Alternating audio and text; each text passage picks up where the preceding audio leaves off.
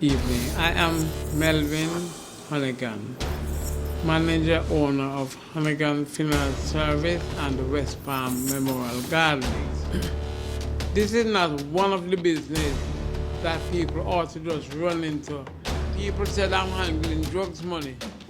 I was offered also to allow them to put lottery money in my account. When one young man asked me, he has ganja he wants me to carry to Kingston first. And when I'm running short of money, I use that money and move forward. So nobody even know how I come by money. But that's how I came by money. And the restriction on when police does something wrong takes too long. The man become a funeral director to tell me how clean that system is today. What he wanted me to do, he must be getting involved, getting it done. Honestly, it's been a rough road learning the entire business, but it's still a very, very good experience because most children don't get it. I always believe in that. The highest level is the sky, so I must reach the sky. Save to work, have what you want. Don't try to earn it in a hurry.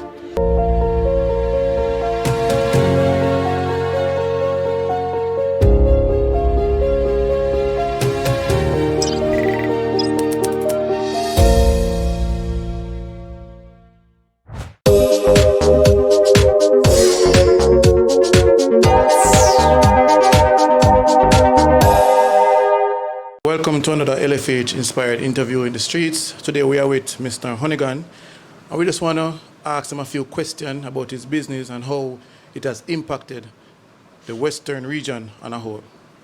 Stay tuned. Okay, Mr. Honeygan, good day. Happy to have you on our channel. Just want you to tell us a little about yourself. Okay, good evening. I am Melvin Honeygan, manager owner of Honeygan Funeral Service and West Palm Memorial Gardens. It is a pleasure of mine being here to tell you a little about myself. I'm trying to be as humble, as polite, as calm as possible with all those who I come in contact with. I spoke with a police officer today, met him for the first time. I said, "Oh, he said, so happy that I meet you alive. Can you imagine how many people are dying to meet me? Had never spoken a word to me?" He laughed. He was so excited. But it's always a pleasure of mine to tell people that I'm in a dying business. And I mean, it can never be a live business as long as I live. Can you tell us what has influenced you to get into this business? Well, in the early 70s, I was next door to Sanford's funeral home. And I was asked one day, can I drive the hearse to a funeral? Because it was a weekend when Seventh-day Adventists had most of their functions in Mandeville. So most of her drivers were Seventh-day Adventists. So I went, and after I went and I got back, she said, "Son, I fought for you a whole day. How did you manage?" I said, "Well, nurse, everything went all right, I don't have any problem." She said, "Will you go back again?" I said, "Yes, nurse, whenever ready." She said, "Okay, next week Sunday I'm going to use you again." And from there, I got involved. But I want to tell you something. This is not one of the business that people ought to just run into. For you to be a part of this business, you must have a passion, a love that brings you close to it. Because it's two things to be thought of. One, the family dealt with. They are grieving and they need comfort. So you have to be there at the time of their grief to comfort them. Just like the scripture said, comfort one another with these words. Wonderful, wonderful. How long have you been in the funeral business? I would say about 40 years now. Would you say it's profitable? Well, everything is non-profitable, but profitable according to the amount of effort you put in and what you do with what you collect. As I told all my workers and I tell everybody I come in contact with, money has never been enough. It's you have to know exactly what to and what not to do with the money. And it's how much you save, that is what counts. It's not how much you collect. Wonderful, wonderful. If not the funeral business, is there another business you would venture into and why? Well, you should ask me why I got involved in the funeral. Right. I was an auto mechanic at first. I used to operate a garage. But when I think of you want somebody who has an engine to overhaul, they find enough money to buy all the parts. But when you're time to collect, you cannot collect. And it got me very discouraged, very disappointed, and I decided that it is better I live amongst the dead more than staying in that field. Wonderful, wonderful. What are the pros and the cons of operating this type of business? Well, this kind of business has a lot of pros, a lot of good and a lot of bad. If we are to look into the good is when you're collecting the money. The bad is when you have people who want to marry your character. It's a terrible situation, and people will try over and over and over again just to see how well they can marry your character. And I think more or less that once you are dedicated, loyal, and you know what you're doing, you're going to do well. All right, Mr. Honegan, crime and violence has crippled the Western region, right? What is your views on the cause of crime and violence and how it has impacted your business? Well, crime and violence has two ways in and around it. One, for you to think first, how would you resolve crime and violence? Crime and violence is like a tree that is planted. It develops from small to big. And I think more or less that the government, when I say government, I don't mean a party, I say the government, ought to place enough emphasis to ensure that laws are being adhered to. When we think of the issue with the police officers, it is very bad. Now, how could you have somebody that is breaking the law, upholding the law? Too much is given to whose, too much is required, and they are not playing their part. I remember talking to a police officer a few years ago, and she said to me, Mr. Honegan, it is impossible for a crime to go through without the police being a part of it. And today, it is proving itself. When you look at when I was a young boy going to school, a police officer could only be a police officer. He could never own a bar. He could never own a shop. He could own no other business than being a police. And when you ask the question why, they said, once the police get involved in any other form of business, it is going to compromise their work being a police. And I think that's one of the first things the government ought to do. Re-regulate the amount of exposure the police have. Because when you sit and look today, let's just look at taxis. Most of the taxis that are on the road, which are not licensed or insured, are the police owned. They know when they can come on the road, they know when they can come off. And I always say, even police say the same thing. Whenever a roadblock is being erected anywhere, it only lasts for 15 minutes. But when we look at the now SOE, I don't see SOE doing what it ought to do. Money is only being wasted there, because when you have that SOE there, those police who are placed at the checkpoint, if anything even happen at change from them, they can't leave to go. What we need out of the police is a merge. So you take one from Kingston, bring to South, they work with the group that is in South. Now, How can you send out a blind to seek for a blind? They will all fall in the ditch. That's what I was told when we were smaller. The SOE, that was first place in Westmoreland. I would like my Prime Minister to look into it and find out, yes, they might find, let's say, 10 or 20 guns here. How much of these guns were found by the police that they sent and soldiers for the SOE? All these guns were found by the local police. Now, if you were sent to look for John Brown, as was popularly known in my days, John Brown can only be known by the police within that area that he's from. When you're sending strangers to look for him, he will never be found. And I bring you closer to the guy that was called Saddam. Saddam was seen by me on numerous occasions. I saw him. I said, how do you do? I'm gone. He said, how do you do? He's gone. Very peaceful, very quiet. Police officers told me they stopped him, talk with him, and they go over and over. So in the first place, there was not enough publicity of these people who they are searching for.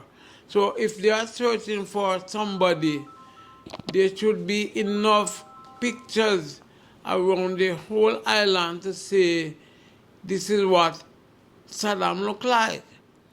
It would be easier to apprehend these people than them moving from one district, one parish to the other. When they move from Westmoreland to St. James, only who in Westmoreland know him, who in St. James won't know him. And we will forever have police seeking as a blind who they don't know. So I think if those people are being brought here to assist, they should work with those who know them. And working with them, it is going to resolve the problem. But if we go as far as to say something further, one man in my youthful day would say, no man has here in their hand middle. So if you're going to move them from Kingston to here, they are not coming with here in their hand middles. So they are going to be clean-handed like those who are here. It is only your mind and your character and your determination that is allowing you to do the right. But who tell you that they are coming here to do the right? No, they are not. One other thing that needs to be done, the restriction on when police does something wrong takes too long. It needs an earlier nipping in the bud, whatever they are doing that is wrong. If we listen to the story of that police officer that they took more than 5 years to sentence, and when he went to the Privy Council, they said it's a breach sentencing him at that time. It is so true. There's a picture in the law that says over 5 years, nothing can be contested. And as police officers, all of them should know these things. And why bringing the thing out of the box when it could be dealt with much quicker, much faster? Police officers need to put their case together quicker, sharper, and ensure that whatever they are doing go through and is finished. All right, so Mr. Honeygan, persons may say crime and violence would have boosted your business because persons are dying and, you know, you will get the body to bury and stuff like that. But what would you say to that? I would not want to believe. Yes, it might boost our business, yes, but at the same time, you have to be seeking security, other means of security to ensure that your business stays safe. Because as a person in the industry, I always tell my friends, my well-wishers, whoever I come across, one day I'll be my own customer. So if you are in this business and you don't plan to be your own customer, might as well you try to live another life. Great. Mr. Onigan, were you ever pressured in doing any criminal activities while operating this funeral business? Sure, more than 3 times, 4 times. You know, when I just started business, I had 2 small hearses. One of them I paid 20,000 for. And when one young man asked me, he had ganja he wanted me to carry to Kingston for him, I looked at him and I smiled and I said, man, why are you fooling yourself? The $20,000 that you want to give me, take the hearse. When you take that hearse, you will be able to carry it over and over and over again. So don't give me your money. Take the car. I take off my plate, put your plate in it and go. He said no. Then a couple months later, there was somebody with the same name like me. They call him Champy. I am Champy. From Waterworks, the same way. He was being apprehended abroad for drugs. And that guy saw me and said he was crying for he heard that I was in jail for drugs. I said, man, you shouldn't cry. You gave me the offer and I didn't take it up. So you should be rejoicing and saying, oh, you never want cared for me, but you cared for somebody else. Yes. I was also offered, like about 12 years ago, I was offered to buy a water tank that I was just constructing West Palm and South.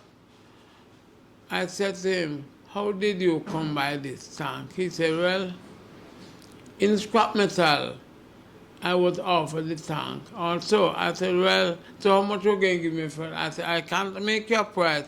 I don't see the tank. Bring the tank here. When I bring the tank come, we can look at it and we talk how much the tank is going for. It took him months, the tank couldn't reach. One day he was telling me that there was a gentleman in Little London with a wrecker that can't carry the tank. I said, but that's not what you told me. You told me that your guys who deliver for you would carry the tank. So you bring the tank and when the tank comes, we can talk. The next thing I was told, he got somebody local with a wrecker. When he got the person with the wrecker, police came down because it was the council tank. And the member of parliament called the police on him. So he ran. How he worked out, I don't know. I go a little bit closer. We are now stemmed with lottery scamming. I was offered also to allow them to put lottery money in my account from abroad and then I hand back the money to them. I said, man, how you used to get the money before? And he quoted me that somebody within his area was doing it for them, but the person was taking too much money from them. So he wants to see if I would do it cheaper. I said, well, my son, my back is narrow enough. We can't take no lick. That man back broad, he must space to take lick. So he will go and carry for you. So you go and go deal with him. Now, when you look later down the road, boss, the man become a funeral director. So tell me how clean that system is today. What he wanted me to do, he must be getting involved, getting it done. But as far as I am concerned, I believe in it little and it long. Wonderful. If you were given the opportunity to speak to the head of state, who would that be and why? Well, I always believe in that. The highest level is the sky, so I must reach the sky. If highest level of anybody in my country would have to be the Prime Minister in charge. And my idea to him was ideas of things we think could help to stem crime and violence. Because as far as I am concerned, I spoke with a politician once and he said he loves to speak with small people like us because we see what is happening more than them in the office. So I would want to talk to the Prime Minister to allow him to know that some of these little matters are the things that we need to do to get crime and violence under control. You know, when I look at even that police lady that was in Zozo, I mean, I am happy that US was so smart to allow her to come with what she have and hold her and put her on that long term, and that we hope will allow most others to draw a break and to do better. Wonderful, Mr. Honeygan. For the youths watching this channel and that subscribe to this channel, what advice would you give to them? Well, I would advise them like my grandmother. My grandmother say, save to have what you want. Don't try to earn it in a hurry. You know, when I started this business on the whole, I spoke to a doctor by the name of Hibbert. That was my very good friend. He said to me he wants to learn auto mechanic. I said, I will teach you, but you have to teach me a little your skill. So he would teach me a little thing about a doctor's position, and I would teach him a little auto mechanic. And he said to me, my friend, it's a good thing you're doing, you know, but Sabla man, I love no new business people. So you have to go work very hard to have what you want. But it's two ways to come in life. One, struggle with what you have and you take long. And by the time you have something, you did not leave it. The quickest way is borrow the bank money and come fast. So meanwhile you're paying the bill, you're enjoying the luxury of what you borrow from the bank. And I am happy that my friend told me that. And I would like to tell you, the only partner I have in this business is the bank. Once I have numbers of loans, up to 8 loans in the bank one time, so all I'm working is for the bank. But I am not sorry, because people said I'm handling drugs money, but before man and God, it was the bank's money. Most of what I have was the bank's own. I remember times when Mr. Dawes would come and say to me, say, Mr. Honeygan, me have some money for lend, you know. I say, but sir, Dim no want no money now. He said, you know, if you want the money, but put it in our account. And anytime you buck, you use it. And it's what I did over and over and over again. And when I'm running short of money, I use that money and move forward. So nobody even know how I come by money. But that's how I came by money. And I would encourage all people throughout the length and breadth of my voice, if you borrow and operate wisely, you can survive. So you don't need to go and need quicker money than that. The bank money is there for us. The only people who want the bank money to use is those who have money already. And those who don't have it don't want it. But how can you spend what you don't have? Spend the bank money and live off it down the road. I am living off their pension today. And I'm happy that I had borrowed the bank money all my years. Even now, I'm speaking to you. All that luxury you are looking at that Hooligan have, I'm still indebted to the bank. And I'm not going to stop borrow till my grave. Not going to stop borrow. I'm going to continue borrow. Yes. All right, Mr. Honeygan. How do you feel, though, operating this funeral home, West Palm Funeral Home, that one day you would be your own customer? Well, I feel good to know, you know, because I tell you something. As an undertaker, you are the only group of people that bring anyone close to heaven. And I am sure that one day my ancestors will be bringing me close to heaven. All right, Mr. Honeygan, I said you have a son beside you, Melvin Honeygan. Just want to ask him a quick question. How does it feel working alongside your dad? All right. Well, I came from school recently in 2019, and I had my studies for monetary science. And honestly, it's been a rough road learning the entire business, but it's still a very, very good experience because most children don't get the chance to learn alongside their parents in the business, and that's why a whole lot of businesses fail after the parents die. So I'm very thankful and glad that I'm here with my father learning the business. You know, it's a very interesting business, and I've learned a lot over the few years that I've been here, and I still have a lot to learn, but it's very fun, and I'm thankful. So, Honegan, quick question though. I see your son here, but do you have any other sibling that works? Yes, I have other children in the industry, but let's tell you something. I think that most business that fails because they refuse to teach when they are alive. And failing to teach when they are alive, they will not learn nothing more than what they can do on their own.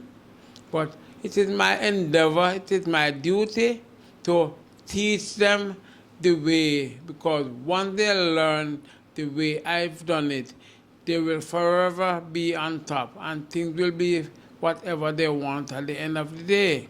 And the good about everything is I can see what they are doing right and what they are doing wrong.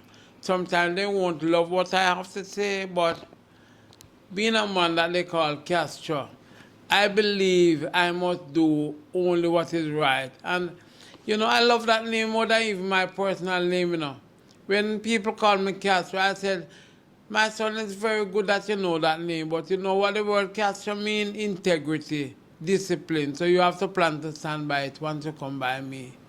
Yes.